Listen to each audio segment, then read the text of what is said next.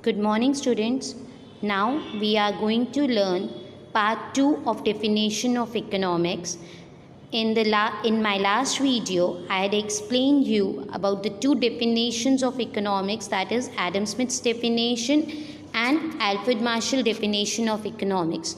Now we are going to learn about Robbins' definition of economics. Robbins' definition of economics is also known as scarcity definition. Robbins definition को हम क्या बोलते हैं? Robins की definition को economics में scarcity definition. Okay, Robins ने economics को एक्सप्लेन किया था about the study of human behaviour. उन्होंने इकोनॉमिक्स को ह्यूमन बिहेवियर के रिलेटेड एक्सप्लेन किया था in his book that is an essay on the nature and significance of economic science. Is that clear? Now we will read. The modern economist Lionel Robbins has highly criticized Marshall's definition of economics. He gave the more scientific and logical definition of economics in his book, An Essay on the Nature and Significance of Economic Science, in 1932 AD. According to him, economics is a science which studies human behavior as a relationship between ends and scarce means which have alternative uses. हम economics में किसके बारे में पढ़ते हैं? Human behaviour के बारे में, किस तरीके से वो रिसोर्सेज को यूज़ करके अपनी वॉन्ट्स को सेटिस्फाई करता है और उन रिसोर्सेज के ऑल्टरनेटिव यूजेस भी हैं. Now we will learn features of Robbins' definition. First one, unlimited ends. Ends क्या होता है बेटा? Human wants. According to Robbins, human wants are unlimited. Human wants क्या हैं? Unlimited हैं. These unlimited wants are not possible to satisfy at a time. हमारी wants इतनी सारी हैं कि हम अपनी सारी wants को एक साथ satisfy नहीं कर सकते. If one want is satisfied, another arises in our mind immediately. एक want satisfy होती है, दूसरी arise हो जाती है. Thus there is a chain of wants, one want chasing another. There are no ends of human needs. हम लोग की needs के कोई end नहीं है. एक ख़त्म होता है, दूसरा शुरू हो जाता है, तो ये continuation chain चलती रहती है ना? That is why they said unlimited ends. और एंड्स क्या है बेटा? Human wants.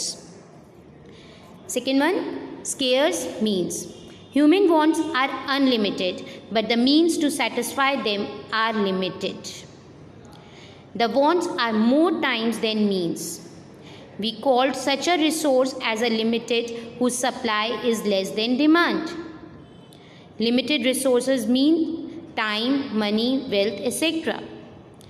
तो इकोनॉमिक्स में रॉबिन्स ने मीन्स किसको बोला है? द रिसोर्सेज, मतलब जिसके थ्रू हम अपनी वॉन्ट्स को सेटिस्फाई करते हैं. और ये रिसोर्सेज लिमिटेड हैं. और हम लिमिटेड किसको बोलते हैं बेटा? उस चीज़ को जिसकी सप्लाई उसकी डिमांड से कम हो. हमारे पास कितना भी पैसा हो, हम लोग हमेशा ये बोलते हैं ना कि हमारे पास कम है, अभी और होना चाहिए. वाई? क्योंकि हमारी वॉन्ट्स अनलिमिटेड हैं. तो इन्होंने यहाँ पे मीन्स को किसको रेफर किया है? रिसोर्सेज. और रिसोर्सेज हमेशा स्केयर्स होते हैं. Third one, alternative uses of means. Human wants are unlimited. Human wants कैसी होती हैं? अनलिमिटेड होती हैं. But the means to satisfy these wants are scares.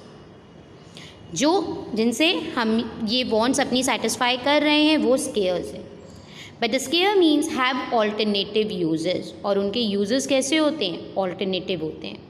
For example, a money can be use to buy goods, a book और to go to the cinema. हमारे पास पैसा है, हम उससे कुछ भी कर सकते हैं. चाहे आप उससे फूड लो, चाहे बुक खरीदो, या आप सिनेमा जाओ मूवी देखने के लिए. That is why Robins said means have alternative uses. उस पर्टिकुलर चीज़ के मीन्स के कैसे क्या होता है? ऑल्टरनेटिव यूज़ होता है. Fourth point, problems of choice. Although human wants are unlimited, all the wants are not equally important or urgent. हम लोग की वॉन्ट्स अनलिमिटेड ज़रूर हैं, पर सारी वॉन्ट्स इक्वली इम्पॉर्टेंट नहीं होती और अर्जेंट नहीं होती, ठीक। More important wants have to be fulfilled immediately and less important can be postpone. हम अपनी मोस्ट इम्पॉर्टेंट वॉन्ट को पहले फुलफिल कर लें और उसके बाद दूसरी कर लेंगे, हमने वो अभी पोस्टपोन कर दी। So human beings make a choice of wants to derive maximum satisfaction. तो हमको क्या करना पड़ता है, चॉइस करनी पड़ती है।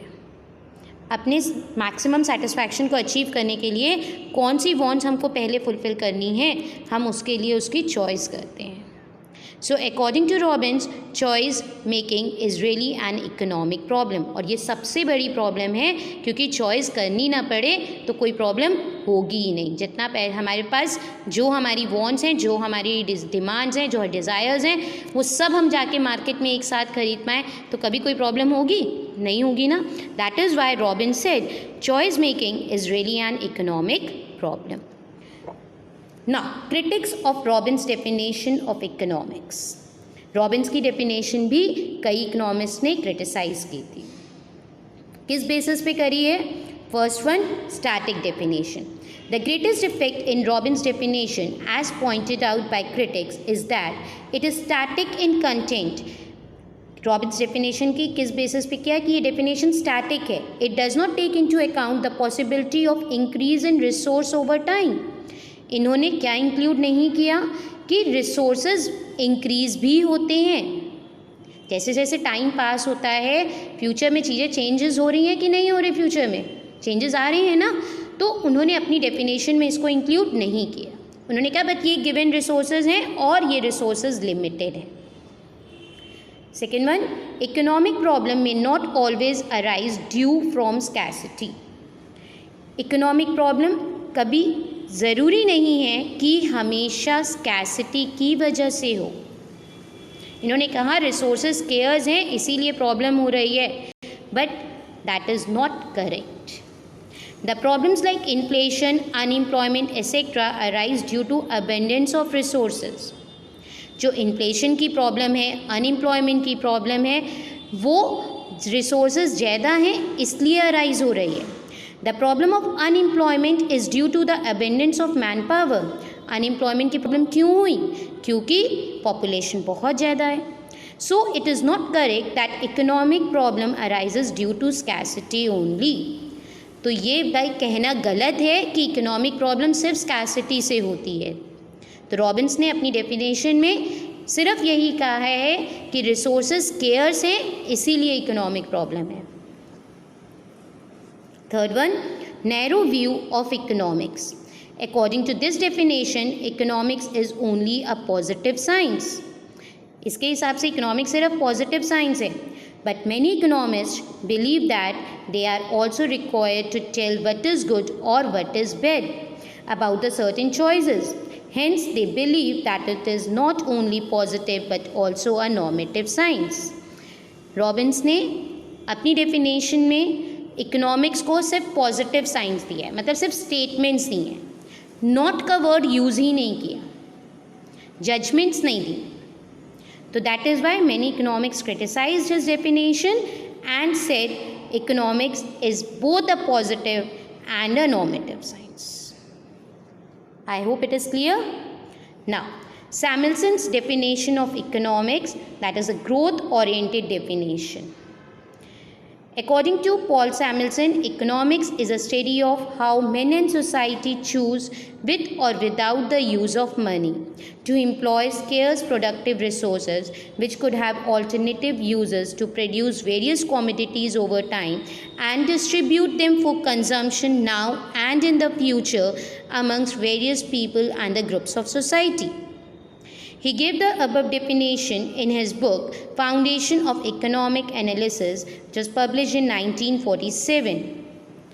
पॉल सैमुएल्सन ने ग्रोथ ओरिएंटेड डेफिनेशन दी है और इन्होंने अपनी डेफिनेशन में डायनामिक अप्रोच रखी है। डायनामिक अप्रोच का मतलब क्या है कि जैसे जैसे चेंजेस होते हैं फ्यूचर में, वैसे वैसे हमारी जो चीज़ें पहले स्केयर्स थी वो ख़त्म हो जाएंगी, वो स्केयर्स में नहीं रहेंगी, ख़त्म नहीं हो जाएंगी, वो स्केयर्स नहीं रहेंगी। For example, we know that petrol क्या था या है भी, हम लोग कहते हैं ना fossil fuels are scarce in nature, तो हमने उसके ऑल्टरनेटिव्स ढूंढे, सोलर एनर्जी यूज़ करने लगे हम लोग, इलेक्ट्रिकल एनर्जीज यूज़ करने लगे। दैट इज़ वाई सैमुअल्सन्स की डेफिनेशन में कोई भी क्रिटिक्स नहीं है। इसने अपनी डेफिनेशन में हर एक चीज़ ट्राई करी है इंक्लूड करने के लिए। इसने अपनी definition foundation of economic analysis अपनी बुक में दी है in the year 1947।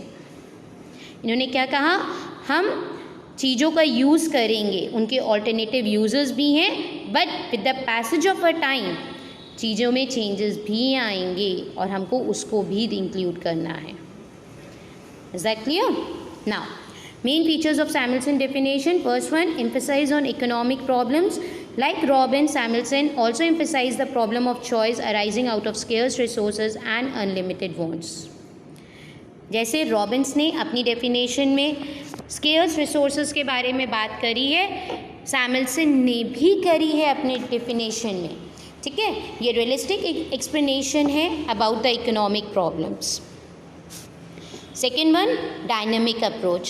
Samuelson has included dynamism in the definition of economics by incorporating the time element. ये सबसे बड़ी बात थी, सैमुअल्सन ने अपनी डेफिनेशन में टाइम एलिमेंट को इंक्लूड किया है, टाइम फैक्टर को। इन्होंने क्या कहा, the problem of growth has been included in the purview of the definition, this has widened the subject matter of economics. उससे इकोनॉमिक्स का स्कोप और भी क्या हो गया, बढ़ गया। Third one, comprehensive. Samuelson's definition of economics is very comprehensive. It is growth oriented as well as future oriented. इसकी definition क्या है, comprehensive way में इन्होंने growth oriented और future oriented दोनों को लिया है। It has incorporated welfare aspect as well as scarcity aspect also. Is it clear? Now, fourth one, broader perspective. Samuelson definition has broadened the subject matter of economics so as to include consumption, production, exchange, distribution and economic growth.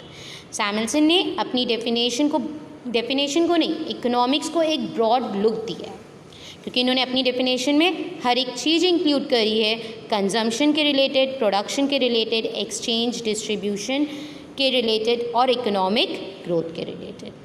I hope it is clear to all of you. Thank you.